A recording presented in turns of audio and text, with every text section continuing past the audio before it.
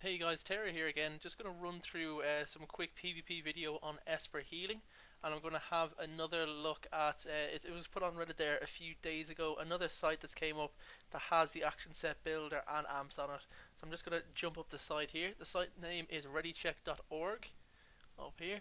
I'm going to link in the description below. It's on Reddit there as well if you wanted to check it out. Let me have a quick look here. Now, there's a few problems with this site, as you might see. First of all, the titles here are in German, so if you're German, you'll probably be loving it. If you're not German, it's a bit iffy. Obviously, the Esper one's quite easy to see there. It was good for me, but the only thing about the German bit is only the titles are in German. Like this is, Power Tech. You've got Stalker, Esper. That's the only thing. Warrior there. That's the only thing that's in German. All the abilities and the text on the abilities are in English. So that's what we're looking for here. Now, the second problem with this site is that there's a few spelling mistakes. Like if you go down here, it's increased focus duration by BEY instead of BY. So that doesn't, annoy me at all. But if you're the grammar police, it might annoy you a lot. Okay, now when we're talking about PvP healing builds, there's three different things you need to think about really. The first thing is where you're healing. Like, are you healing 2v2, 3v3, 5v5? Doing raided battlegrounds? Are you doing normal battlegrounds for fun, or are you doing war plots? The reason I'm saying this is the builds for each one are totally different. If I'm playing, like, if you see my build here is focused mainly around putting out as much healing as I can onto like single targets or two targets maximum. There wouldn't be for like if this would not be a war plot healing build, because I would need to heal if there's 20 people out there that you have to heal, and you're most likely in an area where there's going to be 5 of you at all times. Like if you're going into teams and you're attacking places as 5 people, you don't want to take things like focus relief that can only heal one target. You'd be taking abilities like collective will, which would be healing like 5 targets, so you'd be able to get as much healing to those 5 targets as you can. So for war plots, you change your build again. This build is mainly for arena, say 3v3, 5v5.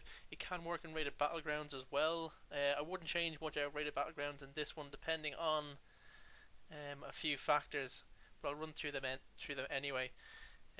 Now, for arena in 2v2, it would change again. For 2v2, I would take a lot more damage than I did here, but this is mainly for 3v3, 5v5, rated battlegrounds minus the war plots. Again, the only difference I think I would make in war plots is I would put in collective will instead of focus relief, and I would take out fixation for meditate.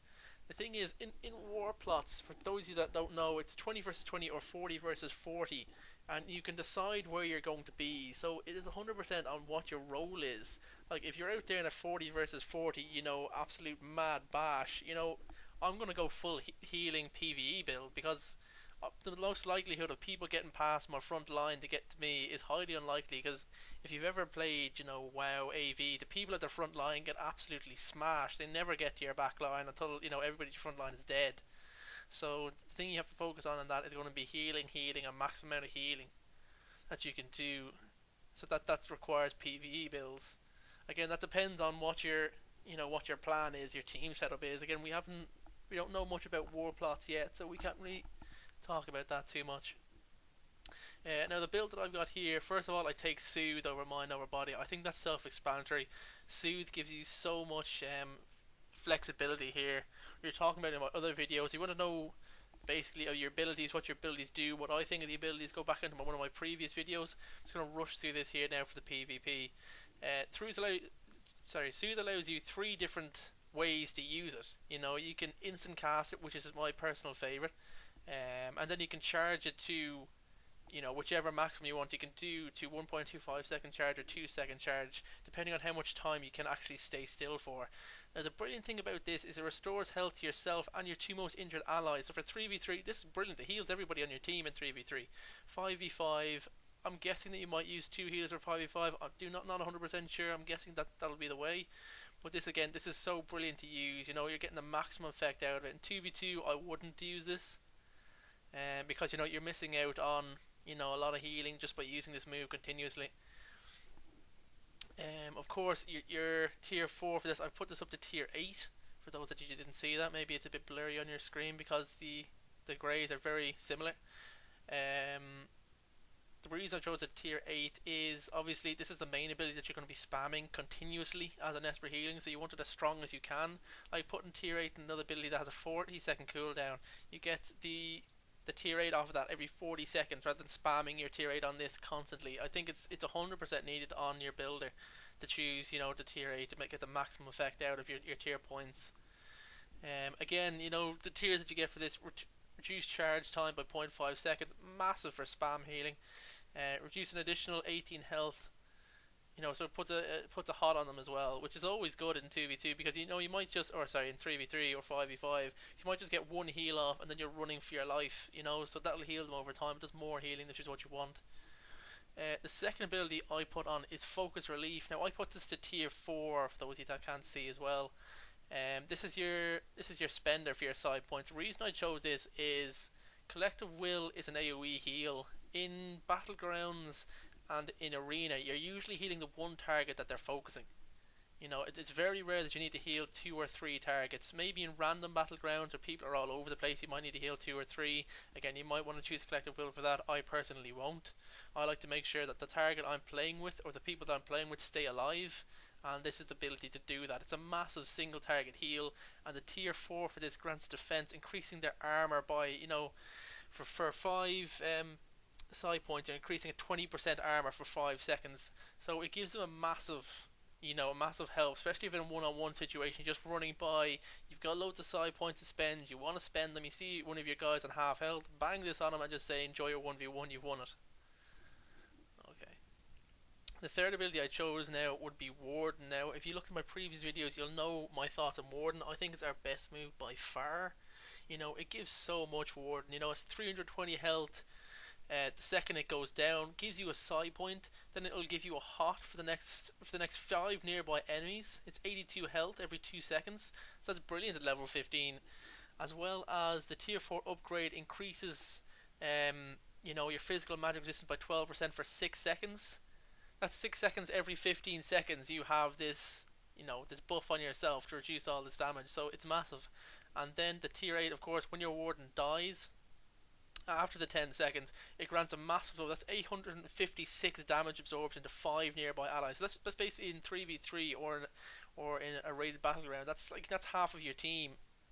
Or in 3v3, that's your whole team that's getting this big damage effect. So if you see people know that their cooldown just came back up, whack this down. After 10 seconds after they blow their cooldowns, bam, this is going to be on them. Like, even if they try to burst someone down, it might take them 10 seconds to get through all of your cooldowns, and then out of nowhere, big massive damage absorption shield. You know, so you can heal back up and negate their cooldowns. It's a definite to have tier 8 on. Mirage I chose because it's great for starting things up. Like, it's a 3-second cast. I didn't reduce it down by tiers to 2.2 seconds. Because I don't think I'll be spamming this ability. This ability is really for when you're starting a fight. You want to put Mirage down, say in Arena, just in a specific location. So if you say, if I'm CC'd, run here, and you get this big massive heal. Like, it heals 1097 health at level 15, and you know, it's massive. So that's a massive heal to leave somewhere to say, people, you know, if I'm CC'd, or if I go on, or if I can't reach you because you're LOS, you go to this place and you have a free heal there. It lasts 60 seconds, you know, so it's really good to have. If you see somebody having a 1v1 as well, and you don't want to run over and help them, or you can just put this out, try to put it out of sight of the person he's up against, or he's just going to run away with him. Like, that might give him the advantage anyway. So if somebody's running away to try to kite him away from this Mirage, it might give him the advantage that he needs anyway. Otherwise, this Mirage can stand beside him, and whenever he needs it, he just runs into it, bam, 1000 health, and he'll win his 1v1. And you don't have to stay there to heal. You don't have to waste your time or give them the numbers to give them a 2v1 in that area. You just whack that down. Phantasmal Armor, again, it's one of your big cooldowns. It's a definite need. You know, from what I can see about Espers, it's just all about keeping one person alive. And in Arena, in, you know, Battlegrounds, where, especially rated Battlegrounds, where there's actually going to be a targeting system, people aren't just going to be hitting anything that's close to them. They're actually going to be targeting a specific target. These are perfect moves to have, especially if you're the target, or if another heal is a target. You can give them so much survivability with this. Your Focus Relief, you know, your Mirage is down. There's so much healing you can give to keep that person alive. Next ability you're looking at here now is Fixation. Now, in my PV build, I did not pick Fixation. I gave a big long in-depth explanation why I didn't, but for this build I did choose fixation because it gives you an instant 5 psi points. Now you can ignore that in PvE because you can go more crit and you gain a lot more out of it. And the abilities that you get, the tiers that you have to go down in your amp system, which we'll talk about now in a second, it costs so much useless amps for PvE, in my own opinion, that it's not worth actually getting. Well, fixation, for those that don't know, it gives you 5 psi points down and resets all of your cooldowns. So if you've got Mirage on cooldown, if you've got Warden on cooldown, Phantasmal Armor on cooldown, your Projected Spirit on cooldown, it all comes back and you get 5 psi points. Now, the brilliant about this is, if you're ever in a bad situation and you need to heal somebody fast, and you have no psi points, or maybe you have 2 psi points, it won't heal enough, you bam into Focus Relief. The first, give them whatever psi points you have, so my healing for 500, my healing for 400, depending on how many psi points. Then you whack into Fixation, gives you full 5 psi points again, and then you whack into Focus Relief again, and that person gets your biggest heal that you can do, 888 health, and he'll give, of course, your tier 4 for both the heals. So it's perfect to have for those situations. Especially like if you're put into a CZ chain, or maybe the guy's knocked away from you and you can't reach him because you're rooted, that's a perfect ability to come back and just use to get yourself back up on healing. Projected Spirit, I went between, you can either choose Projected Spirit, or there's another ability up here now called Fade Out. Now the reason I chose Projected Spirit was because I can heal other targets. That's the only reason I chose it now over Fade Out. You know, it gives me the ability to have more thought process of how to use it. Like, I don't just use it for running away and healing myself. I can use it maybe to close the gap on somebody in front of me that I can't reach in time.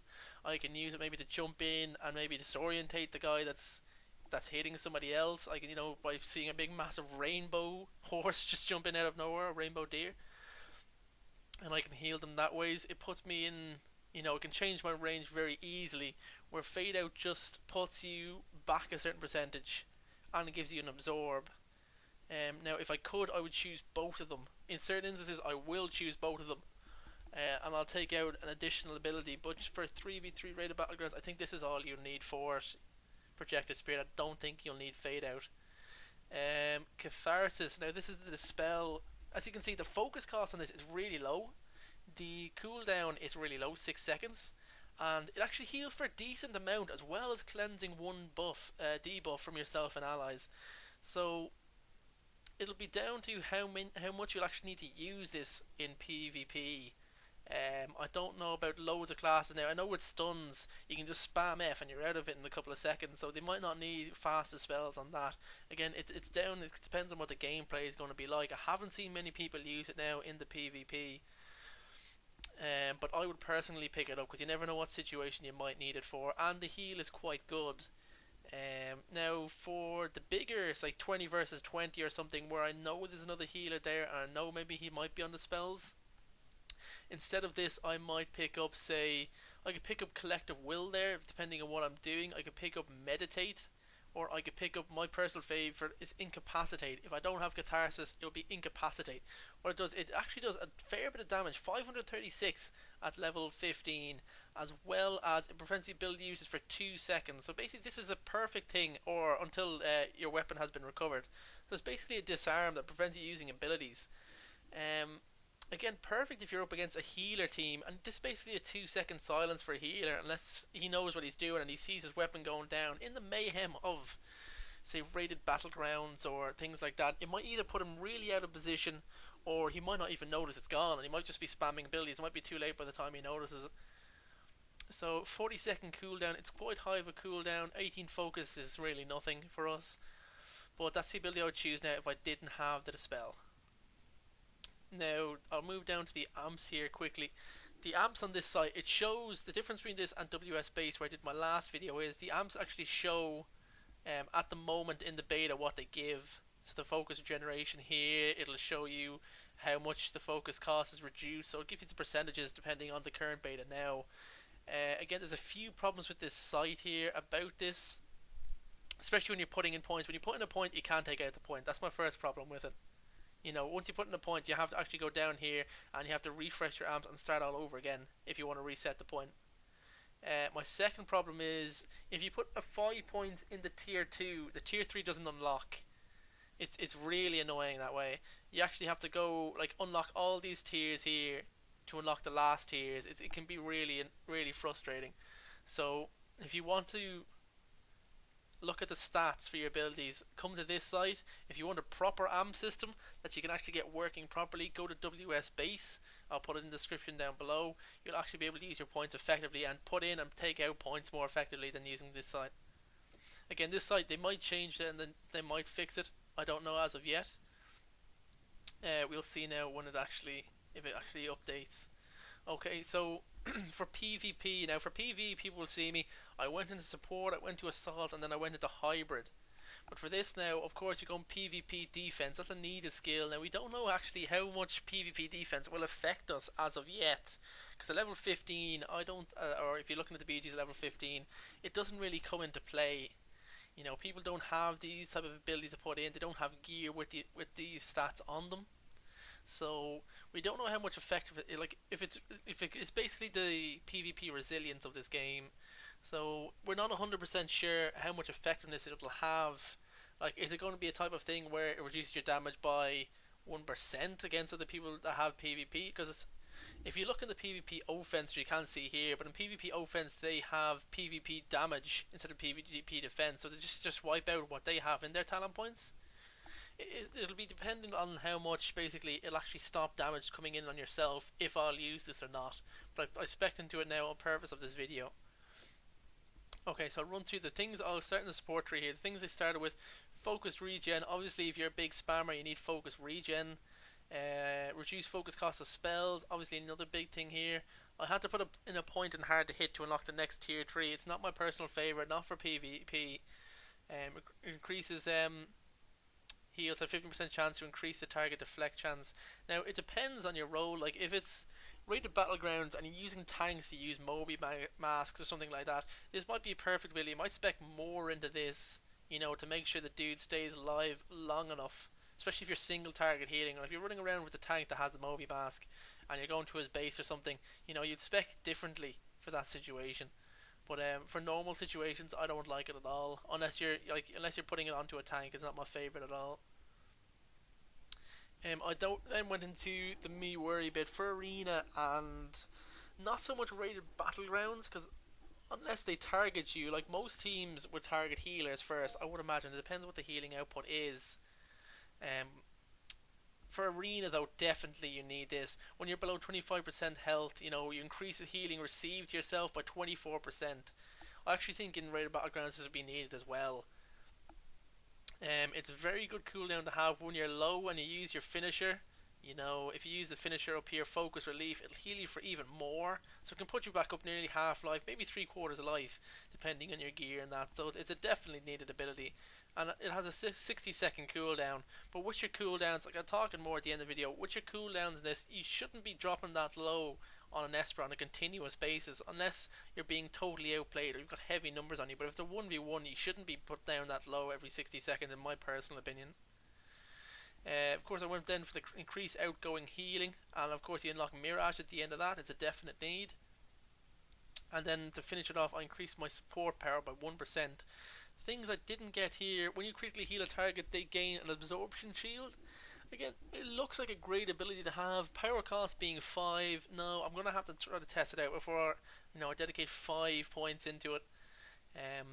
You know, from 159 absorb shield is not massive. I didn't actually go into a crit spec here, so again, I'm not even gaining much more crit to actually, you know, get off this ability to cost 4 high points. So I don't see myself specking into that. Whenever you use a support finish on an ally below 30% health and heal your additional, you know, you heal an additional amount, 189. For a power cost of 4, 189 isn't a lot, in my personal opinion. And then again, he has to be below 30%. So if he's below 30%, you know, you've popped other cooldowns anyway. You know, if he's below 30%, your fixation would be down. You know, your warden would be somewhere near there. You know, he'd be running at your mirrors. So using an ability like that, I don't think will be very effective. Not for 189 health anyway at level 15. You know, for people that don't realize, it's about 5. Level 15, I think there's about most people have about 5,000 life or somewhere near that range. You know, so 189 is nothing to spend, you know, 4 talent points on. Okay, I'll move down into utility tree. Now, utility tree, again, I wouldn't choose this in PvE, but for PvP it's actually quite good. Reduce the duration of CCs on you for a certain percent. And when you're CC'd, you gain 80% armor and 5 seconds for 5 seconds. This is brilliant, because if you know stalkers or something that are going around destroying people with their openers at the moment, that I see anyway in the battlegrounds, this is perfect for you. Get 18% more armor, so basically takes off the fact that you're a light armor class every 15 seconds. So it's really short to have, every time you're CC'd. So you're going to be CC chained probably once every 15 seconds, because that's what their cooldowns are anyway on it.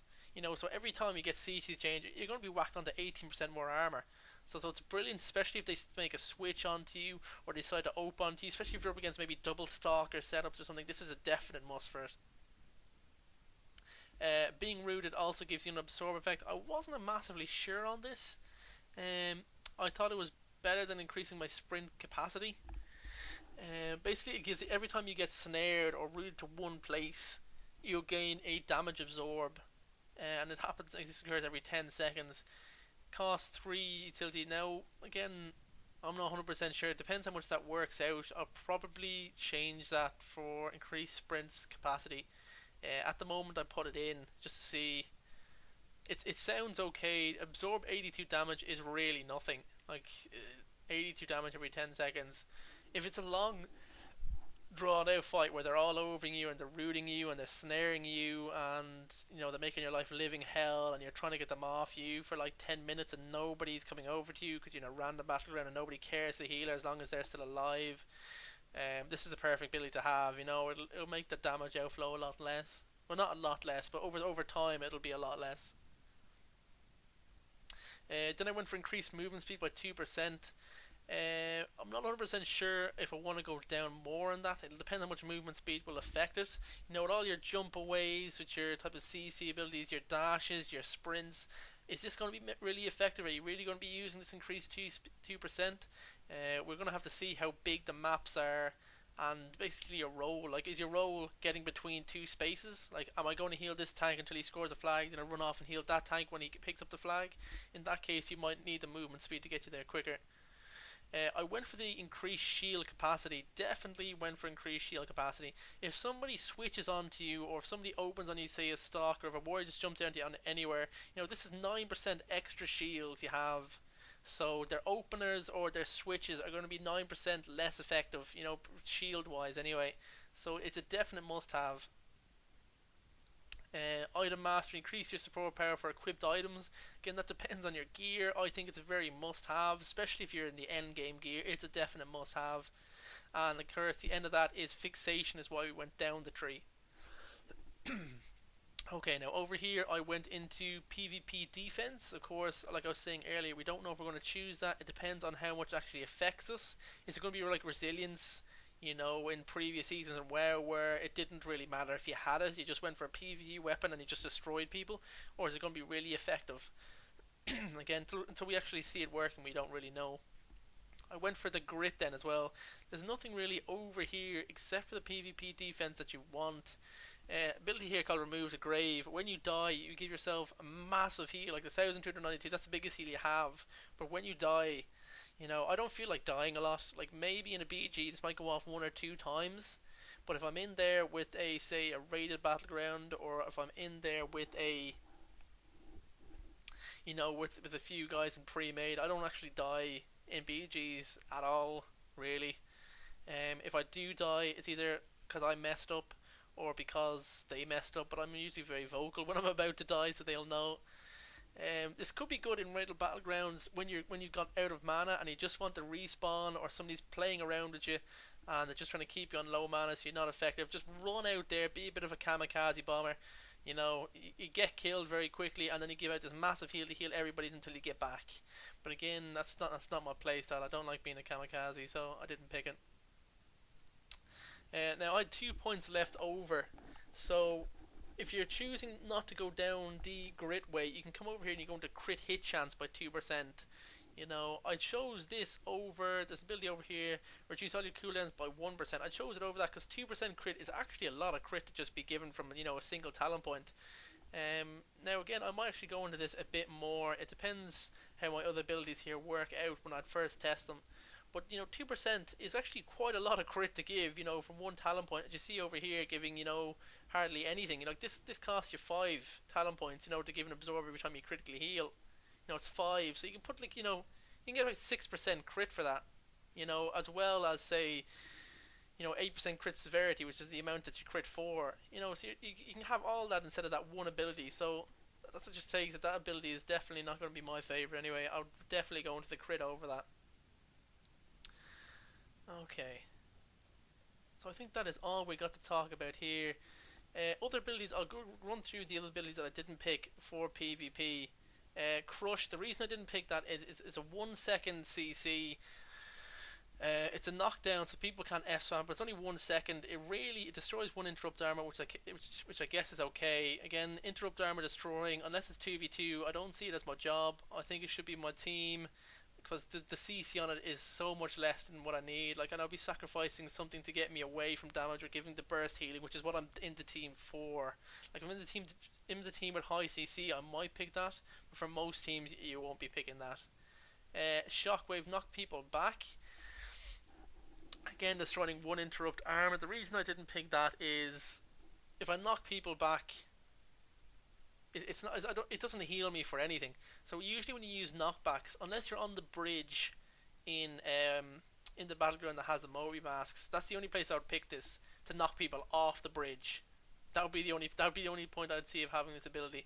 Again, it does a decent amount of damage, but knocking people off the bridge is the only place I'd actually use this. Because I'd rather get away and heal myself, with projected spirit. It actually gets you further away from your allies, and this knocks them back. So I definitely wouldn't use this outside that map. Fade out again, personal preference. I definitely choose projected spirit over this. Because projected spirit made me run ahead. If I want to close a gap on somebody, I'm running ahead. I'm not going to jump around backwards and then use fade out. Close the 4 meters and then turn around again and run again to get that extra distance. Projected spirit is so much needed for that. Meditate for PvP. I went with fixation over meditate. Again, it depends on if you're up against a setup that's going to take you a long time to kill. If it's a setup that's really tanky, long time to kill, they're going to kite you everywhere. Maybe say double spell slinger or something like that. Something that's really annoying to kill. I would pick meditate over fixation, because meditate I can just basically go behind it and I can keep my mana up, and it doesn't matter how long they kite for. I can actually outplay them by just using this meditate effectively. Incapacitate again. If I wasn't using Catharsis, which is a dispel, I'd use Incapacitate. Brilliant move to have. It can actually silence anybody for 2 seconds until they pick up their weapon. Again, in mass mayhem, they won't be really thinking about their weapon. Most people don't, unless you're a very high class PvP player and you see your weapon go out and you dash, you're immediately making the ability ineffective. The best thing he uses is he has to use a dash away from the target. So it does actually help a lot to have that. Again, if I wasn't using Catharsis, I would use that. Geist is not an ability for PvP. 400% threat, not my thing. Restraint puts a field down for 4 seconds on top of a foe. Gives a side point, decent enough. 35-second cooldown, too high for me. Prevents the movement for 1 second, no thanks. 1 second is not enough. Usually, if you're actually having to use a CC, 1 second is 90% of the time not enough. Okay, so that's everything I went through there. I've talked about the site, I've talked about my build. If you have any questions, put them in the comments below. I'll put all the information I have in the comments below, and I'll see you next time.